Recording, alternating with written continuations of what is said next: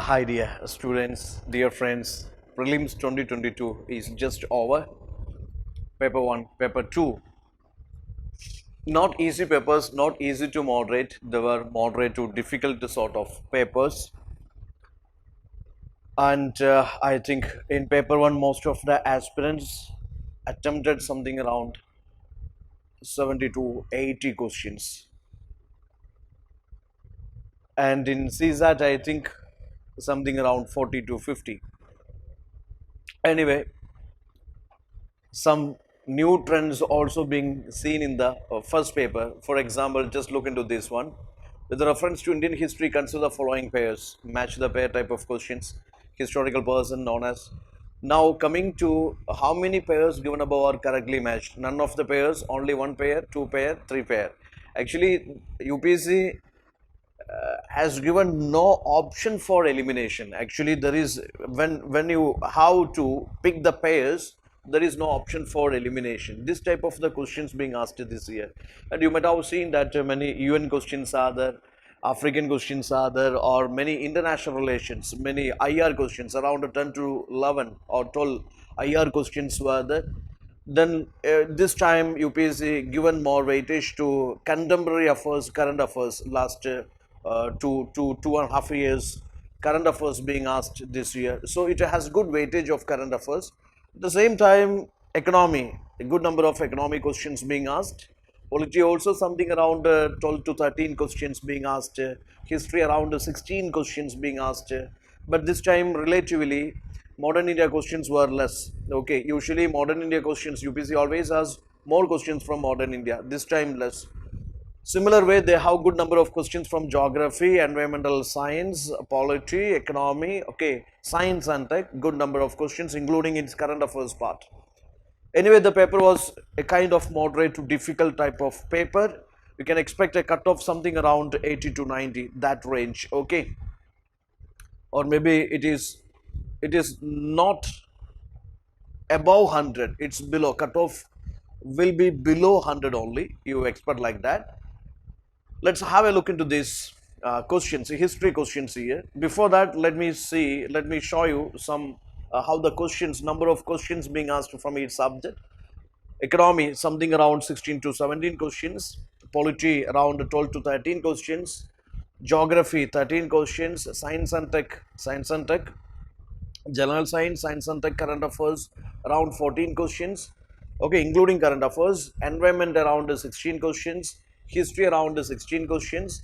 And out of history, you see ancient India around 5 questions, art and culture 3, medieval India 4, modern India 4, international relations 11 questions.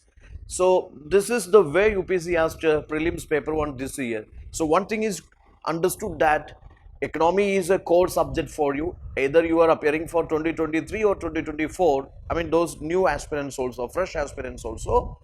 Economy is a core subject, polity is a core subject, geography is a core subject, yeah, science and tech is core subject, environment, history, all these are core subjects which you should not miss out, okay. Prepare very well both in static and current affair areas, okay. You must have an integrated approach of preparing these subjects as far as UPSC exam is concerned for prelims and mains. So total 100 questions were there. From history, there is a question. Yeah, the question was about 51. Question number 51. In the Government of India Act 1919, functions of provincial government were divided into reserved and transferred subjects. Which of the following were treated as reserved subjects? So this is very simple. 1919 Act provided for division of the provincial subjects into transferred and reserved. I mean, provincial diarchy was introduced to there. Reserved subjects is always authoritarian departments, authoritarian or maybe money earning departments, income departments.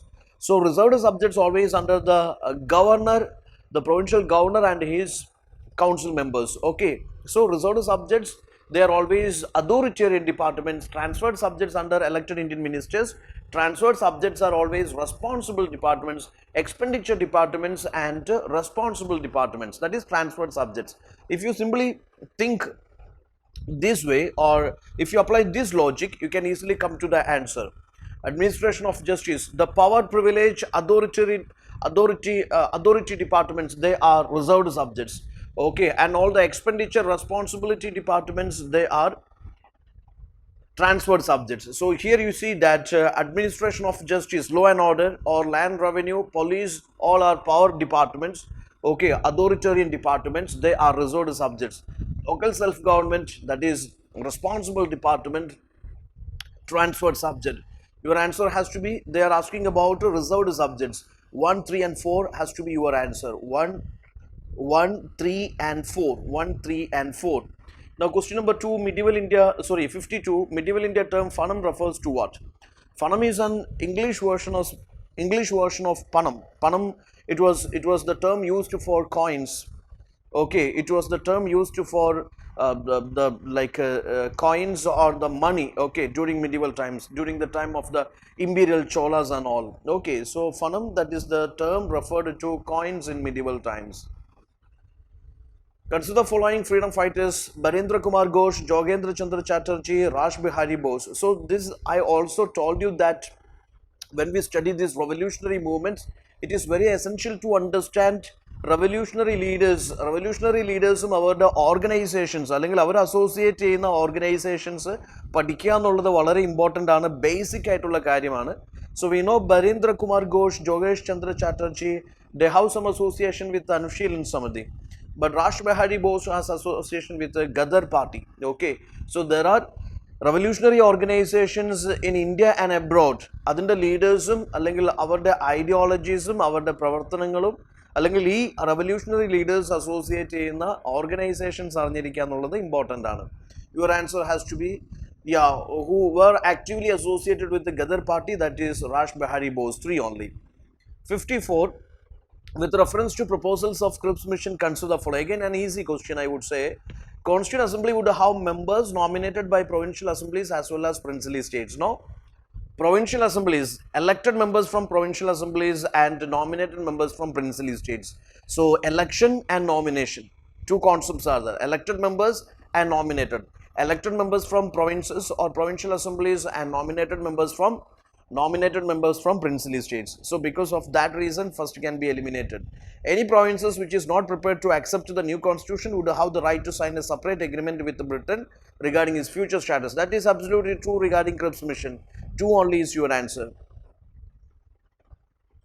There is 55. With reference to Indian history, consider the following.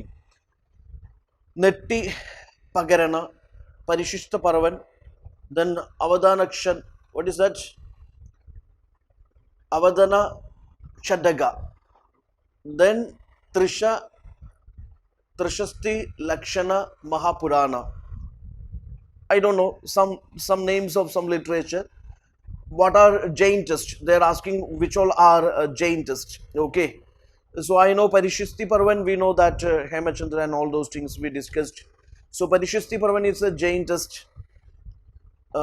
And I have no idea about this Netti Pagarana something. Actually, it is a Buddhist test only, and the third is also Buddhist test only. The Jain test here, 2 and 4 are Jain test. 2 and 4 are Jain test here. Okay, so your answer has to be 2 and 4 only. Okay, Jain test 2 and 4 only. So sometimes this is again very crucial, that the literature part, especially when you study Buddhism, Jainism, few things are very important. You must know the Buddhism, Jainism, the core teachings, ideas, ideologies, their councils, their divisions, and their contributions to art and literature. Buddhism, Jainism, their contributions to art and literature, especially what all this Jain test and Buddhist test, Jain canonical test and Buddhist canonical test, canonical, non-canonical test are there. Buddhist, Jainist tests are very, very important for you. Please try to understand that concept. It's very important. Okay. Now,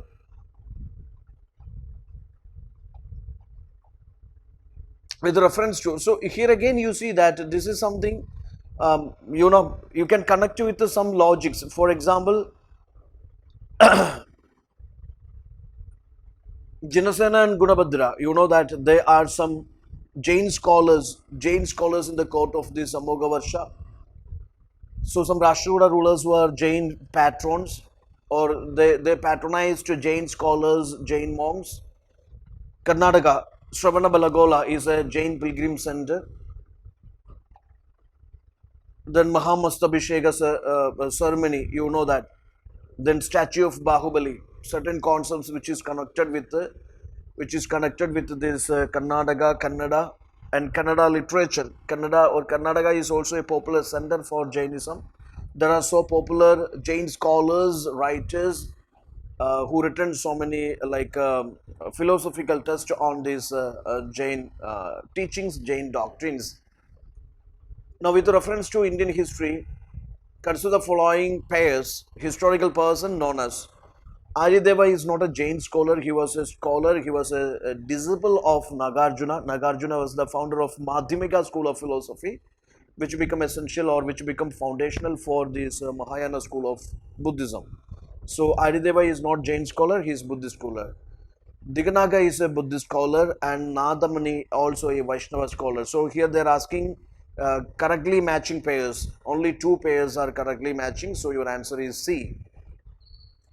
With reference to Indian history, consider the following statements. First, Mongol invasion of India happened during this is easily you can eliminate because we know that during the time of Iltutmish itself there is first Mongol attacks. Okay. During reign of Alauddin Khalji, one Mongol assault marched up to Delhi and besieged the city. Muhammad bin Tughlaq temporarily lost portions of northwest of his kingdom to Mongols. Actually, he never lost. He never lost that portions of northwest of his kingdom to Mongols. Actually, even though his reforms are so controversial, he is known for his powerful resistance against these Mongol aggressions and all. So anyway, here the second statement is correct and third statement is wrong. First statement is also wrong. So your answer has to be 2 only. 58. With reference to Indian history, who of the following known as Kuladharan? Okay, very rarely you might have seen this term which is associated with the sites.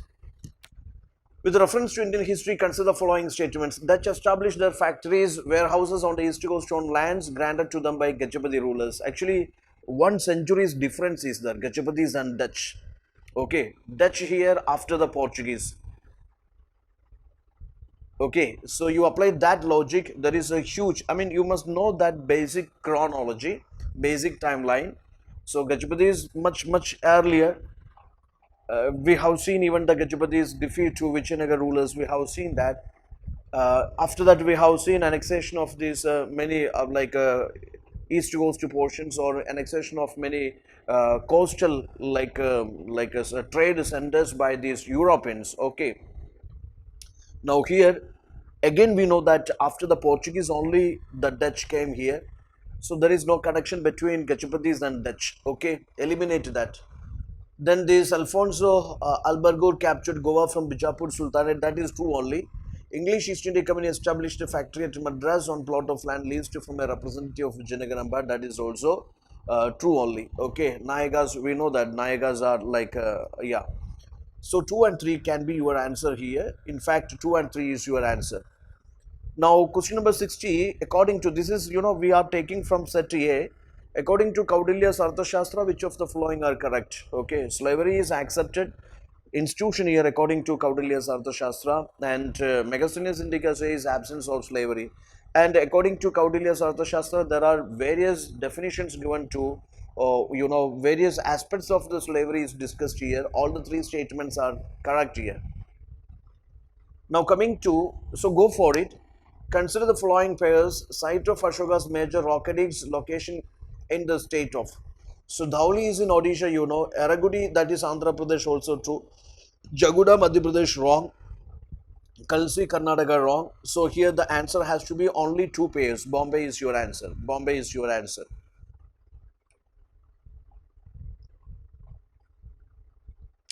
Now 92, King and Dynasty. Nannuga Chandela, yes, he is regarded as the founding father of Chandela dynasty. Chandela is responsible for, they were patrons of Khajuraho temples, okay, Nagara style of temple architecture. Jayashakti also belongs to Chandela dynasty. Nagabhata II belongs to Pratihara dynasty, Gujarat Pratiharas. Boja also belonging to Gujarat Pratiharas. So your answer has to be only 2 pairs, okay. 1 and 3 are the matching pairs, only 2 pairs, okay. Okay, question number 93. Which one of the following statements about Sangha literature in ancient South India is correct? Okay. Sangam poets devoid of any reference to material culture, which is absolutely wrong. Social classification of Varna was known to Sangam poets. Yes, even though they are not that much strict with this Varna system as in the north, they know this Varna system. That is true. Sangam poems have no reference to warrior ethics. That is wrong. Ahampuram concepts, you know. Sangha literature refers to magical forces as irrational. No, there is so much what is called yeah, magical forces being celebrated. That was celebrated. That was worshipped. Okay, in the Sangam literature. So let me tell you here, the correct answer has to be Bombay. Social classification of Varna was known to Sangam poets. That is true. 95 world second tallest statue in sitting pose of Ramanuja was inaugurated by Prime Minister recently. Which of the following statements correctly represents teachings of Ramanuja? Best means of salvation was devotion. Vedas are eternal, self-existent and wholly authoritative. Logical arguments were essential. Salvation was to be obtained through meditation. So actually, Ramanuja was accepted by one and all. It is because of his social inclusion, and also he believes that salvation is possible through devotion. Okay, pure divine love, divine like your devotional attachment with God, that is essential for salvation rather than knowledge. Okay, so the best means of salvation was devotion according to Ramanuja. Prime Minister recently inaugurated new circuit house near Somanatha temple at Varaval. Which of the following statements are correct regarding Somanatha temple? Somanatha temple, one of the Jyotirlinga shrines, exactly, it is true. Description of Somanatha temple given by Al-Baruni, that is also true. Then Pradishta of Somanatha temple, installation of present day temple, that was done by President Radhakrishna, is wrong. It was by Rajendra Prasad. Okay. So here your answer has to be 1 and 2 only. So this is just a discussion on answers of these history questions. If you check the trend, the current trend, 2022 trend, you can see that there are lots of questions being asked from medieval India. So gradually, if you check the last 3 to 4 years, UPSC started asking a good number of questions from medieval India. So don't ever ignore that. Ancient India. When you study ancient and medieval, your approach has to be an integrated approach. You have to cover the art and culture part also. There is no separate art and culture learning method. When you study ancient and medieval, learn the art and culture also. For example, when you study IVC, when you study Maurya, when you study Buddhism, Jainism, when you study Bhakti Sufi, when you study these Mughals, when you study Vijayanagar, what all, you have to study their art and culture developments during that particular era. Okay, that is the best strategy of covering ancient and medieval for prelims and mains. And modern India, continuously for these years they asked lots of questions from modern India, but this year, yes, there is less number of questions from modern India. So UPSC trend is always unpredictable. You know, for the last 10 to 11 years, or many years, for the last 10 11 years, they asked minimal questions from international relations. This year you see so many questions from international relations. Okay, it's current affairs, anytime you can see that like a static current affairs, you know, sometimes it is balanced, sometimes we can see more weightage to current affairs or more weightage to static. So it is very essential that you must have a balanced approach. Don't ever ignore current affairs for the sake of static, or static for the sake of current affairs. Give equal importance and respect to the static areas and their current affairs. Okay, and when you study the current affairs, I would say all the related current affairs of history, economy, geography, polity, science, you cover simultaneously. Also, when you cover current affairs, try to cover at least 1.5 years current affairs. Okay, that's again very, very important. Then you will get these answer discussions in various subject wise answer discussions you will get. So please try to understand that UPSC is always, I mean, they will trick you with so many random questions, alien questions, or so many surprises hidden in the booklet. Okay, you must be prepared enough to tackle any situations or to answer any sort of random questions, alien questions. Prepare very well, respect this exam, respect this like a standard of this exam, prepare according to the demand of this exam. Definitely you will succeed, or you will crack this exam. Okay, those who have given this year, Don't worry, no need to be panic. Okay, if the paper is tough, it is tough for everyone. Okay, don't worry. So you take, I mean, 1 or 2 days, you go for any trip or picnic, or you just relax for 1 or 2 days, then gradually you switch to your mains preparation. Okay, don't wait till the results out, then I will prepare. Not like that. Okay, whatever the results, you just focus on preparing for the mains. You take a break 1 or 2 days or 3 days, whatever. After that, start gradually, slowly, you start your mains preparations. Okay, in mains, GS 1 2 3 4 plus essay and your optional, that plays very crucial role. So try to score the very best score in every GS papers, essay plus your optional, for which continuous practice, consistent practice of answer writing matters. Okay, before that, make sure you already understood the concepts, you have the skill of analyzing the concepts. Get this answer writing as many as possible, get the feedback, try to improve upon the feedback or according to the feedback in every topic, every subject. Okay, all the best. Thank you.